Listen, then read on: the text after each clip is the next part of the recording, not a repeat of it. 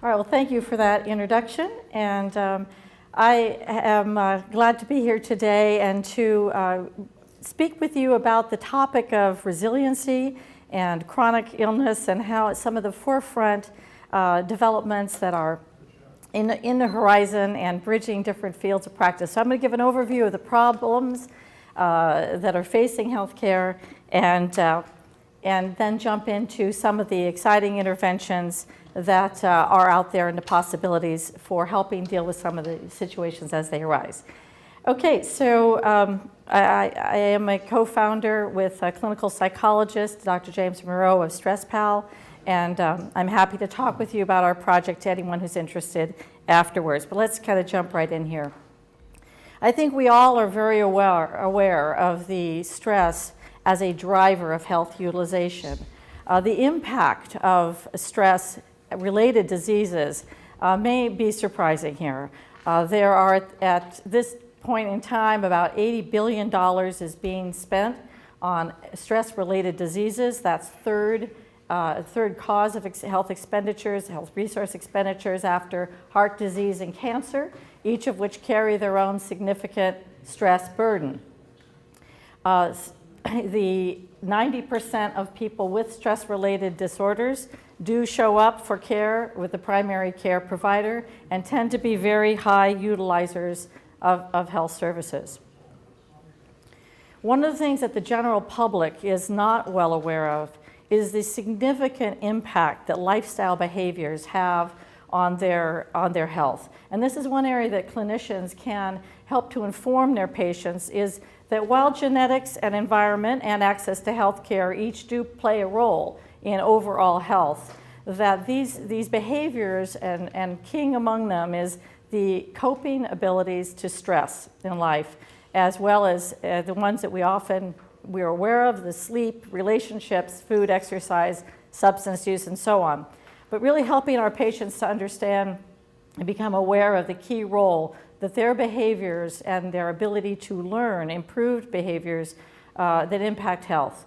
Now, we conducted research, independent research at StressPal, and we confirmed what Dr. Monroe and I both found in our independent clinical practices over the years, that one of the key obstacle for 67% of people in the public in achieving their lifestyle and health goals is overwhelm and stress.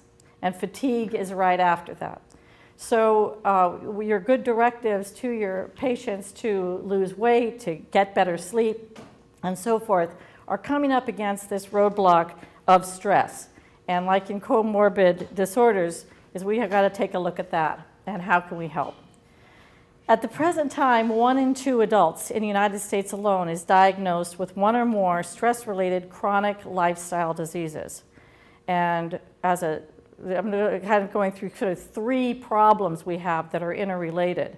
At the same time, with all the evolving payment models and changes in medical compensation, doctors are bearing increasing financial risk for the care of the seriously and chronically ill, and are under a lot of pressure to improve outcomes and reduce costs.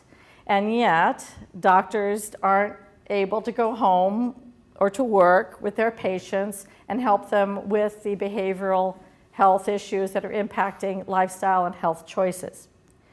Now, we talked about stress as a key driver here. What's the antidote to stress? Well, there's this concept of resiliency. And resiliency is something that is well understood and well studied in psychology. Resiliency is much more than stress relief. There's a glut, actually, of how to relieve stress, how to reduce stress products out there. And they have a certain benefit in terms of temporary relief. Resiliency is much deeper in terms of cognitive processing. It's about how our brain perceives, reacts, and recovers from stress. And in resiliency, in stressors, while they are very real and significant in our life, what impacts wellness is our experience of the stressors in our life.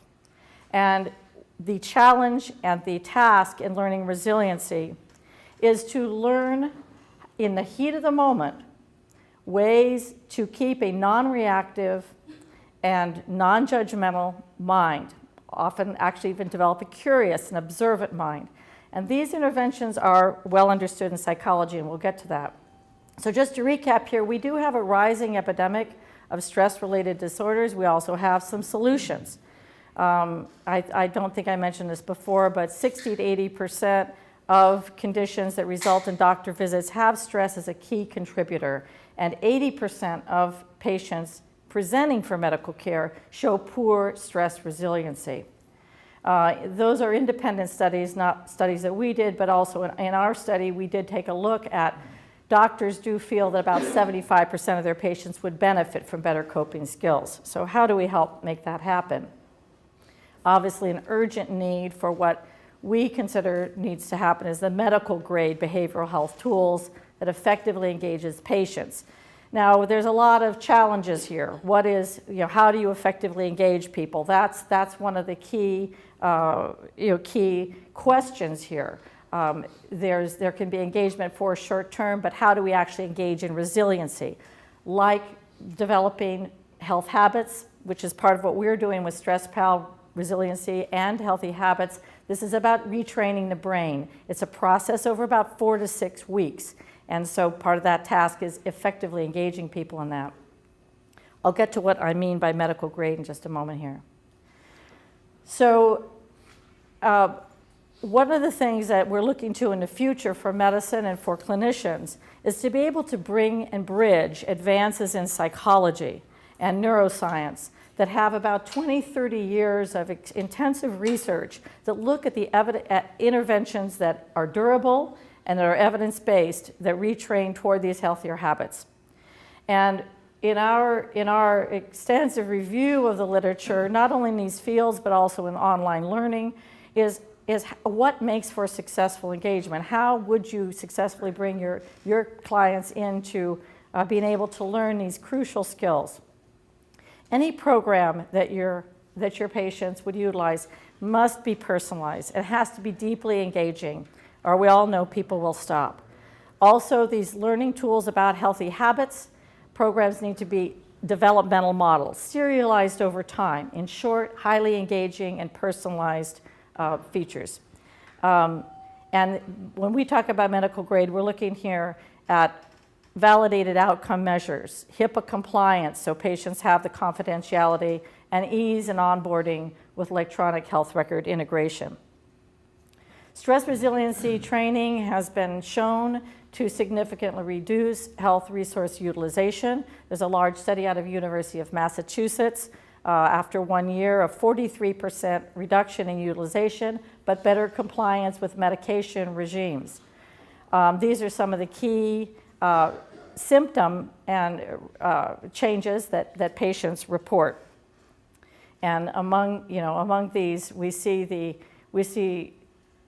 stress, of course, is one. Pain and anxiety reduction are very key. And each one of these disorders and symptoms that you see here has independently been well researched in studies looking at stress reduction and resiliency. I want to spend the last few minutes here looking at what a new model of care may look like. As we're developing digital health tools for clinicians, we're looking to be able to provide digital health tools that utilize the leading interventions that psychotherapists use with validated outcome measures. These would be, as we envision it in StressPal, prescribed from the doctor from their own website. So it's actually a tool in the clinician's own toolbox. So patient Joe comes in, and Joe has high blood pressure, he's on medication, comes back for his annual checkup, and you say, Joe, you have high blood pressure, it's going to help you to reduce your stress. I'd like you to start our new stress resiliency training program. I'll be monitoring your progress over the next 6 weeks. Joe logs online to the practice's website, gets started on the program, baseline, midway, and ending assessments are provided to the doctor. So that's one model of practice that we see as a low, in terms of doctor time, very efficient use of doctor's time, a way to reduce costs and really impact patient outcome. Just very quickly here, we've put together a team, myself, Dr. Monroe, clinical psychologist, and our medical advisor, Nancy Carteron, is here today. And then Dr. Polycove, we really value their input as we develop this. project. But to get engagement, we're bringing in Hollywood, we're bringing in leading, award-winning media people to get this to be a really animated and engaging process and technologically sophisticated for physician use. So I thank you very much for my presentation and happy to take some questions from you.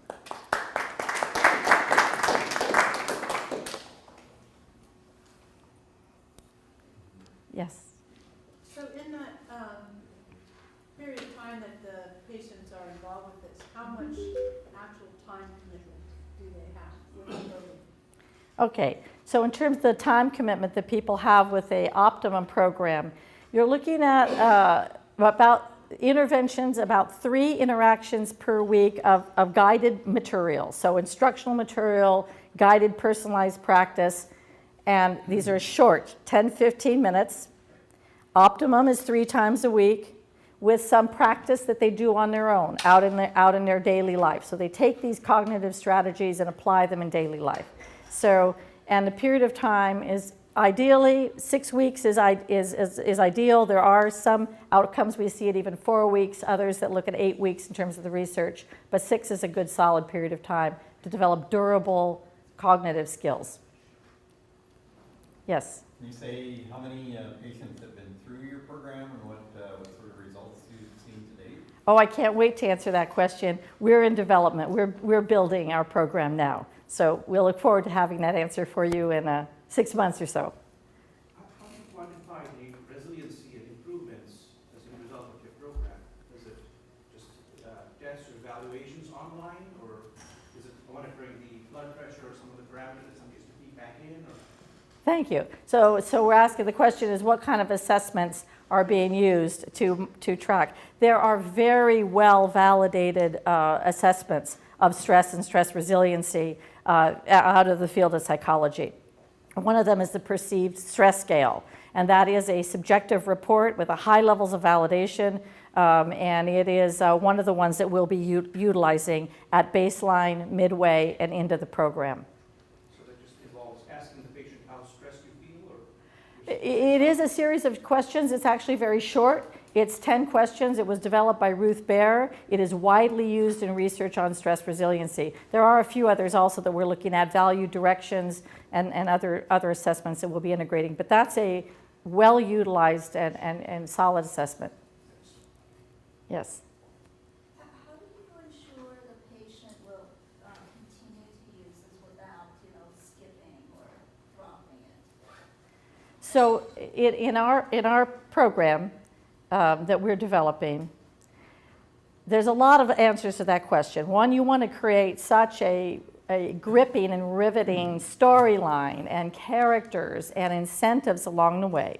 So that's the intrinsic in the program itself. You want the content and to really build in the incentive and the rewards to continue. And people to really feel it's personalized to them and they're able to apply it right now in their lives. So that's your first line of defense. We will also in our program build in physician automatic, reminders. So if they see that Joe has started the program but is phasing off at, session 3, there can be that little reminder. And we think that accountability, actually, the accountability to your physicians, who by the way are very high influencers for patients. They most want to follow what their doctors say over anyone else. That we think that accountability will help also. But it's got to be intrinsic in the program itself. You got to make it, people want to continue, want to do it.